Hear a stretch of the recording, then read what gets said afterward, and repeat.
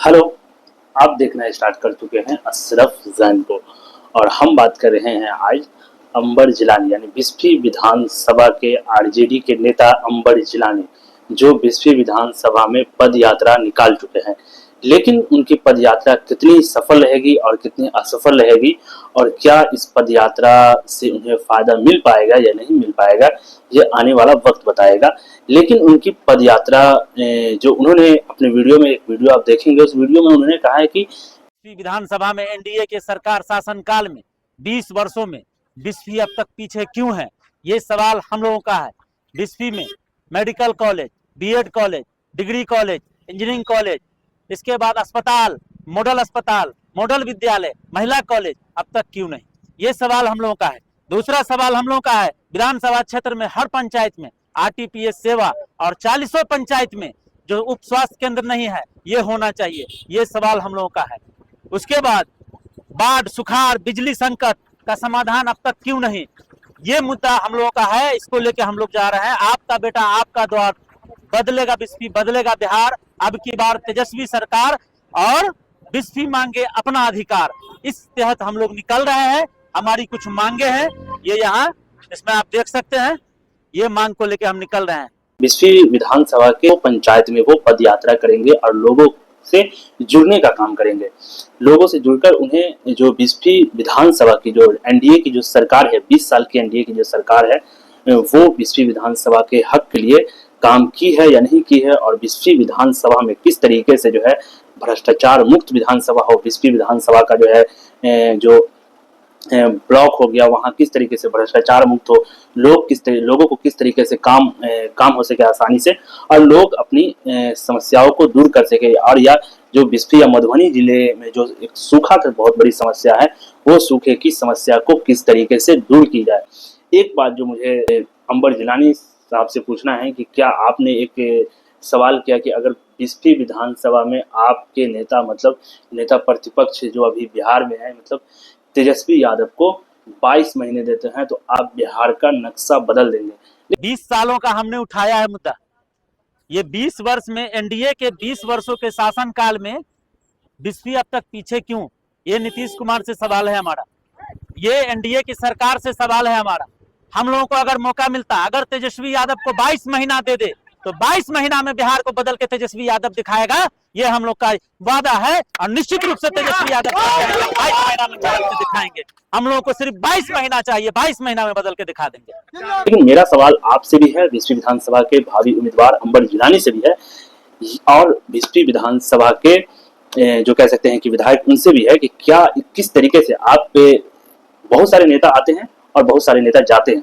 सवाल यहाँ पर यह होता है कि ठीक है, आप बोल रहे हैं कि 22 महीने में आप जो है बिस्फी विधानसभा को और बिहार को बदल के रख देंगे, लेकिन आप 22 महीने में बिस्फी विधानसभा या बिहार को कैसे बदलेंगे? उसका आपके पास मैनिफेस्टो क्या है? आप किस तरीके से काम करेंगे कि बिहार बदलेगा? आप किस तरीके से, ये जो है हवाबाजी हो गया कि आप बोल दिए कि ठीक है, मेरा नेता जिस तरीके से तेजस्वी यादव बोलते हैं कि सिर्फ 22 महीने हमें मिल जाए, हम बिहार को बदल कर रख देंगे। बिहार को कैसे बदलेंगे आप? उसकी आपके पास जमीनी लिखावट होनी चाहिए, उसके पास आपके पास मैनिफेस्टो हो कि आप इस तरीके से काम करेंगे तो बिहार बदलेगा, और इस तरीके से काम करेंगे तो बिहार बदलेगा। बिहार में आप सिर्फ नौकरी, मतलब कि सिर्फ सरकारी नौकरी देकर आप बिहार को बदल नहीं सकते हैं, ये तो एक बात निश्चित है।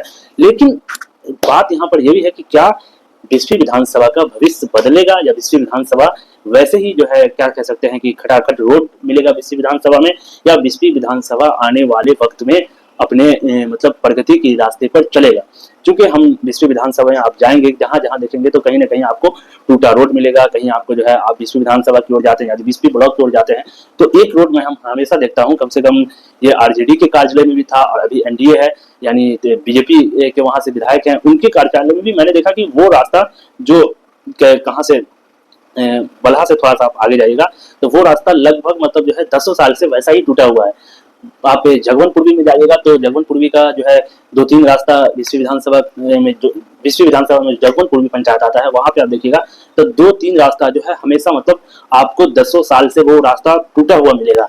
तो और बिस्फी विधानसभा में जो एक भ्रष्टाचार है, जहाँ पे आप आरटीपीसी काउंटर पे जाइए, या कोई आवासीय बनाना है, या आय प्रमाण पत्र बनाना है, ये सब जो है इसमें कहीं ना कहीं जनता की तरफ से घूस मतलब दिया जाता है, और क्योंकि दिया इसलिए जाता है क्योंकि जो लोग सरकारी महकमे में बैठे हुए हैं वो बिना पैसा लिए उनकी समस्याओं को दूर नहीं करते हैं, और उनके लिए जो है जो उनको बनाना है यानी जो भी डॉक्यूमेंट बनाना होता है वो बना नहीं पाते हैं। तो मैं तो चाहूंगा कि जो अंबर जिलानी की पद यात्रा निकली है 20वीं विधानसभा में, तो उस विधानसभा के लोग जहां जहां जाएं अंबर जिलानी, तो उनसे हम चाहेंगे या हम जनता से मैं अपील करना चाहूंगा कि वो अंबर जिलानी साहब से सवाल करें और उनसे पूछे कि आने वाले वक्त में अगर आपको आरजेडी सीट देती है या आप आरजेडी के कैंडिडेट बनकर चुनाव लड़ते हैं, तो आपके पास क्या तरीका क्या है, आपके पास मैनिफेस्टो क्या है, आप किस तरीके से 20वीं विधानसभा को बदलेंगे। सिर्फ बोल देना कि 20वीं विधानसभा को हम बदल देंगे 22 महीने में, हमें वो 20वीं विधानसभा को बदलने का वादा नहीं चाहिए, हमें 20वीं विधानसभा को बदलने का तरीका दीजिए, तभी हम जो है किसी अच्छे नेता को चुनने के लिए अग्रसित होंगे। नहीं तो हमारे पास तो बहुत सारे ऑप्शन है। सिर्फ एक सवाल ये होना चाहिए कि आप कैसे बदलेंगे, और आप जो है जमीनी स्तर पे तरीका दिखाइए 20वीं विधानसभा को बदलने के। एक सवाल ये भी है कि क्या 20वीं विधानसभा में डॉक्टर फैयाज अहमद 20वीं विधानसभा के विधायक नहीं रहे हैं 20वीं विधानसभा के विधायक, लेकिन आज तक 20वीं विधानसभा में बहुत सारा रोड ऐसा है जहां पर जो है वो टूटा हुआ है। 20वीं विधानसभा मधुबनी जिस डिस्ट्रिक्ट में 20वीं विधानसभा आता है उस डिस्ट्रिक्ट से ही डॉक्टर फैयाज अहमद जो है राज्यसभा मेंबर है, लेकिन अभी भी आप देखिएगा कि उस क्षेत्र में बहुत सारा ऐसा जगह है जहां पर अभी भी विकास अधूरा है। और आप देखिएगा अभी भी जो वर्तमान विधायक है उनके जरिए भी कोई काम नहीं किया जा रहा है। तो 20वीं विधानसभा का भविष्य कैसे बदलेगा, ये सवाल जनता को पूछना चाहिए। जनता को चाहिए कि वो हिंदू मुस्लिम की श्रेणी, जनता को चाहिए कि वो हिंदू मुस्लिम की श्रेणी से हटकर विकास की श्रेणी में आए और एक अग्रसित बिहार और सफलता की ओर जाता बिहार बनाने की कोशिश करें, तभी हम लोग उस बिहार में जी पाएंगे। नहीं तो ये सवाल, सरकार बदलेगी, सरकार नहीं आएगी, लेकिन किस्मत नहीं बदलेगा बिहार वासियों का।